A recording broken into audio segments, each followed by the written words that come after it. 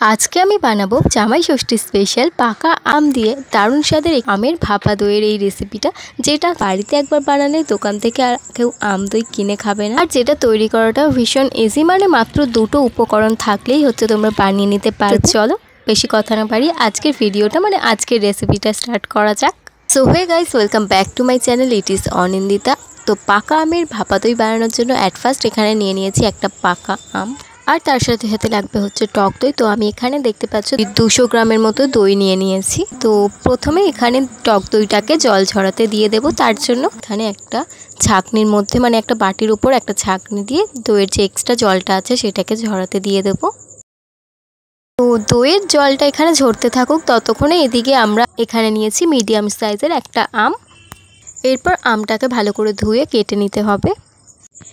আর এই রেসিপিটা আমি একজন ফেমাস ইউটিউবারের ভিডিও দেখে করছিলাম। মানে আম দই তো খেয়েছি, কিন্তু ভাপা মানে আমের এই ভাপা দইটা আমার কাছে বেশ ইউনিক লাগলো।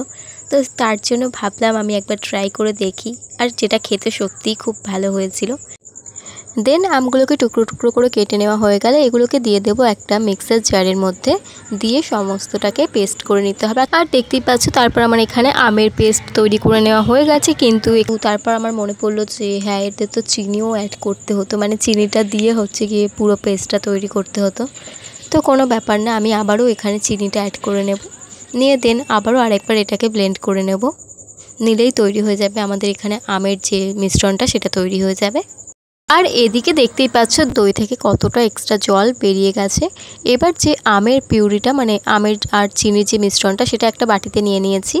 তারপর এর মধ্যে দিয়ে দেব জল ঝরিয়ে রাখা টক দইটা, দিয়ে আমের সাথে দইটা মানে দইয়ের সাথে আমটা মানে যাই হোক দুটোকে খুব ভালো করে মিশিয়ে নিতে হবে।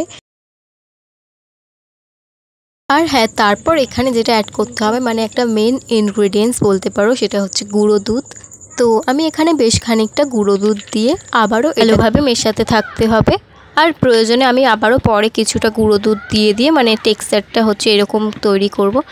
দেন এটাকে একটা টিফিন বক্সের অয়েল ব্রাশ করে নিয়ে এই পুরো মিশ্রণটা দিয়ে দিতে হবে অ্যান্ড তারপর এটাকে ওই 10 থেকে 15 মিনিটের মতো ভাপিয়ে নিলেই তৈরি হয়ে যাবে আমাদের আজকের রেসিপি পাকা আমের ভাপা দই।